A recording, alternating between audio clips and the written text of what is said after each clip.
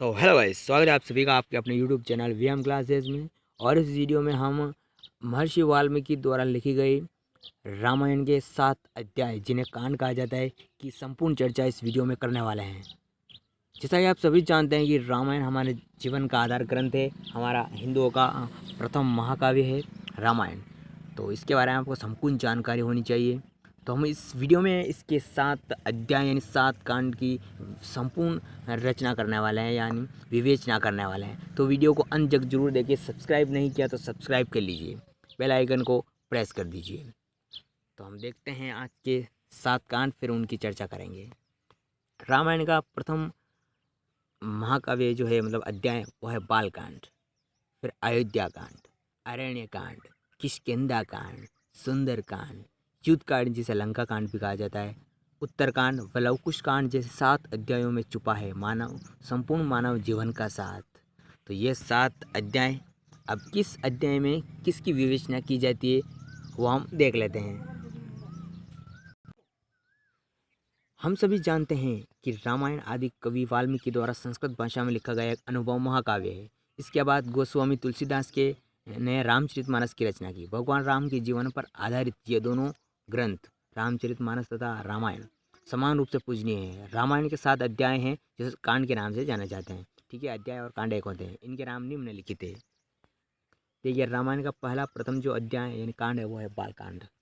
रामायण की शुरुआत इसी कांड से प्रारंभ होती है। इसमें राम और उनके भाइयों के जन्म के साथ राम की बाल लीलाओं का सुंदर वर्णन है।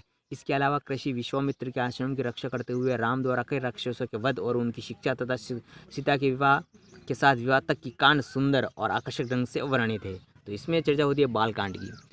उसके बाद रामायण का दूसरा अध्याय यानी कांड आता है अयोध्या कांड। जी हाँ दोस्तों, अयोध्या कांड। इस कांड में मंथरा के उकसाने पर रानी कैकेयी द्वारा राम को वनवास और भरत को राज्य सिंहासन मांगने की कथा के साथ राम के वनवास और भरत द्वारा राम के चरण पादुका को सिंहासन पर बिठाकर राजपाट संभालने और स्वयं नंदीग्राम में निवास करने की कथा का यथार्थ वर्णन किया गया ये अयोध्या कांड में।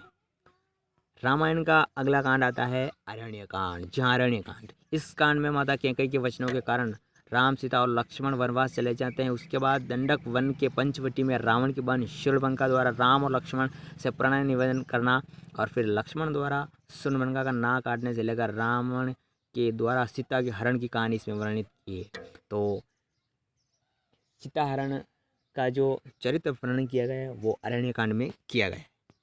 रामायण का अगला यानी चौथा कांड आता है किष्किंधा कांड। जहाँ किष्किंधा कांड, इसमें माता सीता का रावण द्वारा हरण होने के बाद उसकी तलाश में राम किष्किंधा नगर पहुंच जाते हैं, जहाँ उनकी मुलाकात भक्त हनुमान से होती है। इस कांड में बालीवध हनुमान से मुलाकात एवं सुग्रीव की सेना का राम से विलय के ऊपर प्रकाश डाला गया है। हमारा यानी कि रामायण अगला कांड है सुंदर कांड। बहुत जबरदस्त है। रामायण का सबसे सुंदर कांड कौन सा माना गया था? वो सुंदर कांड ही माना गया है। सबसे फेमस और सबसे पूजनीय प्रसिद्ध रामायण का कांड है सुंदरकांड। इस कांड में हनुमान माता सीता की खोज में लंका पहुंच जाते हैं।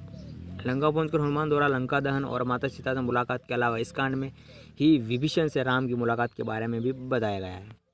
रामायण का अगला कांड लंका कांड या युद्ध कांड। एक होते हैं लंका कांड या युद्ध कांड। इस कांड के नाम से ही पता चलता है कि इसमें श्री राम सभी असुरों एवं रावण का वध कर सीता को रावण से कैद से छुड़ा लेते हैं और राम अपनी समस्त सेना के साथ खुशी खुशी अयोध्या लौटते हैं। अयोध्यावासी राम का स्वागत करने के लिए अपने घर में दीप जलाकर दीपावली की शुरुआत करते हैं। यहीं से दीपावली मनाई जाती है, लंका कांड में वर्णन किया गया है। अंत का और लास्ट यानी कि अंतिम का जो कांड है वो है उत्तरकांड। उत्तरकांड राम कथा का उपसंहार है। इसमें राम के युद्ध वापस आने के बाद उनका राज्याभिषेक, फिर राम राज्य की स्थापना, लव एवं कुश का जन्म, सीता की अग्नि परीक्षा, माँ सीता का जमीन में समा जाना एवं राम की जल समाधि को अंकित करते इस अध्याय से रामायण का अंत होता है। तो रामायण का प्रथम बालकांड और अंत है उत्तरकांड। तो आप जानते हैं कि महर्षि वाल्मीकि द्वारा लिखी गई इसमें 24,000 श्लोक और 7 कांड है। तो आप सभी जानते हैं कि महाभारत भी हमारा महाकाव्य और रामायण भी महाकाव्य है। ठीक है, जो फेमस है वो महाकाव्य महाभारत है, लेकिन जब प्रश्नीय और पूजनीय लोग जिसे देखना पसंद करते हैं वो रामायण। तो आज का ये वीडियो आपको कैसा लगा कमेंट करके ज़रूर बताएं और आप बताइए कि कौन सा कांड आपको सबसे ज़्यादा विवेचित करता है या आपको अच्छा लगता है।